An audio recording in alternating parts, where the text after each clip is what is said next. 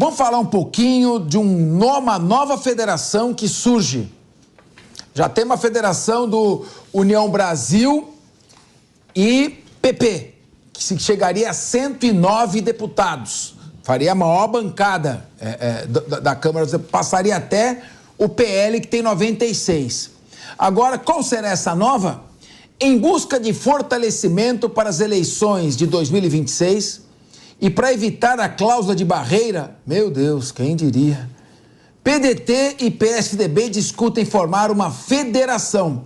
E o ex-governador do Ceará, Ciro Gomes, é quem está envolvido ativamente nas negociações, superando divergências internas no PDT. A estratégia inclui manter aliança com o Cidadania, visando a uma ampliação da federação atual. A aproximação entre PDT e PSDB é vista como reforço mútuo após resultados eleitorais abaixo do esperado em 2022. Rafael Macris, o PSDB está guinando para a esquerda, ou o PDT está guinando mais para o centro, ou, na verdade, quando você está morrendo afogado, você se agarra em qualquer palito de fósforo. O que você acha que vai dar essa federação? O que me parece aí é a última das opções, né, Capete? Quando você está morrendo afogado, qualquer palito de fósforo é tábua grande para poder flutuar e respirar um pouquinho. E é o que está acontecendo. A gente viu esses dois partidos que sempre foram muito fortes, o PSDB principalmente, que já teve dezenas de deputados federais em Brasília. Só em São Paulo, se não me engano, há uns tempos atrás, tinha mais de 15, 18 deputados federais. Hoje, já faz parte de uma federação com Cidadania, né? Vai lembrar essa questão, e agora está buscando outra federação, e se não me engano são cerca de 5 deputados federais da federação como um todo. Acho que do PSDB apenas 3 deputados federais nesse ano. Ou seja, o partido está perdendo expressão, perdendo força.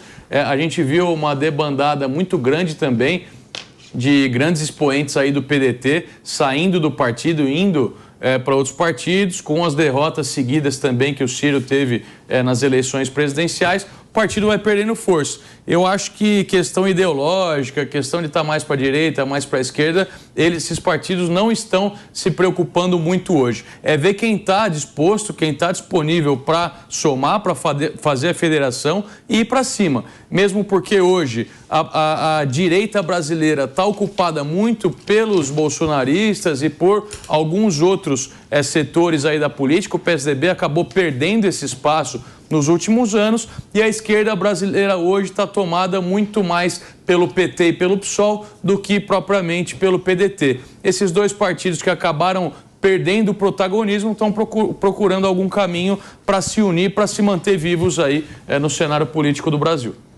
Mano Ferreira, o centro está sem representante. Dizem que em política não existe vácuo. Mas se você tem direita de um lado, esquerda de outro, será que não tem um espaço para o centro, ou seja, para defender a economia de mercado, privatização, parceria público-privada, desregulamentação do Estado, menos intervenção, assegurar a autonomia administrativa do Banco Central, sem entrar em debates excessivamente restritivos das liberdades e desejos de cada um?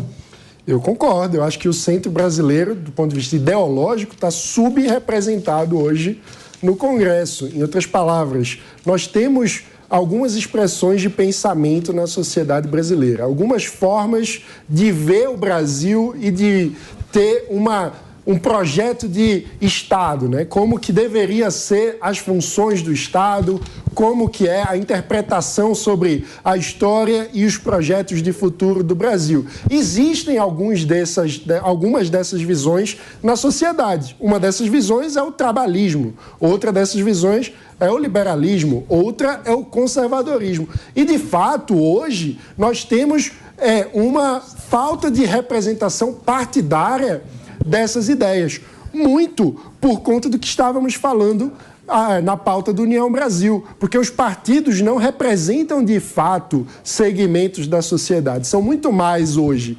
cartórios que unem interesses eleitorais ocasionais dos seus personagens do que, de fato, partidos no sentido da ciência política. Então, está faltando exatamente um espaço para que a sociedade possa se ver representada no jogo político partidário brasileiro. Agora, você juntar PDT, que em tese vem de uma tradição trabalhista, com o PSDB, que em tese representou ali, no governo Fernando Henrique, uma visão de terceira via naquele contexto mundial, onde você tinha, por exemplo, Tony Blair na Inglaterra, enfim, Bill Clinton nos Estados Unidos, né, toda aquela visão de modernização do Estado com organizações sociais, com parcerias com a iniciativa privada, mas, ao mesmo tempo, uma visão de que o Estado possui um papel em políticas sociais,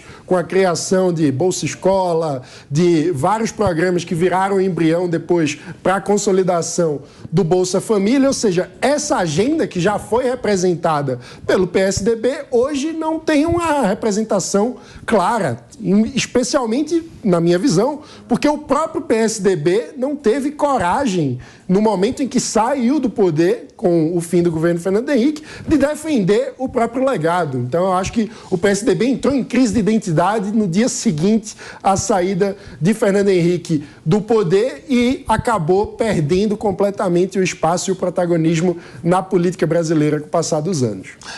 Ana Beatriz Rich, o PSDB representa a visão da social-democracia.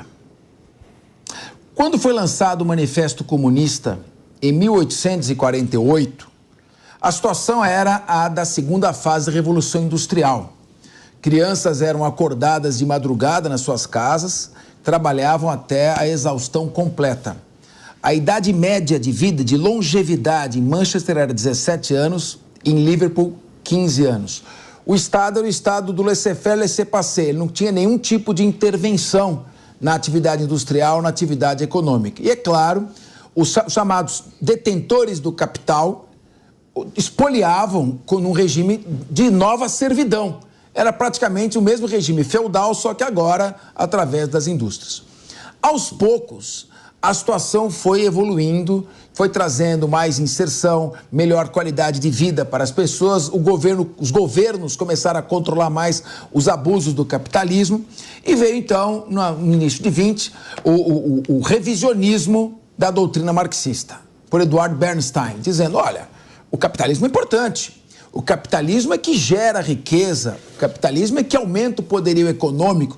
O ideal é que a gente tenha o avanço econômico do capitalismo, a liberdade a todos os indivíduos de serem o que querem, pensarem como querem, empreenderem aonde quiserem, trabalharem do jeito que quiserem, buscarem cada vez mais melhorar suas vidas, que é a doutrina liberal do capitalismo, com controle, atendendo às classes mais vulneráveis e evitando esse tipo de espoliação. Daí surge a visão da social-democracia, que, a meu ver, no país foi mais bem representada, melhor representada pelo Partido da Social-Democracia Brasileira, o PSDB. No meu modo de ver, grandes nomes, grandes economistas, grandes gestores ocuparam. E o PSDB, a partir de brigas internas, mesquinharias, ciúmes, falta de oportunidade para novas lideranças, ficaram ali uma panela em cima, impedindo que surgissem novos nomes, acabou se apequenando, e como disse o Mano, em algumas situações precisava ter coragem, dizer, a minha opinião é esta, ficou tímido. Hoje o PSDB está fazendo uma federação com o PDT, que sempre foi um partido mais à esquerda.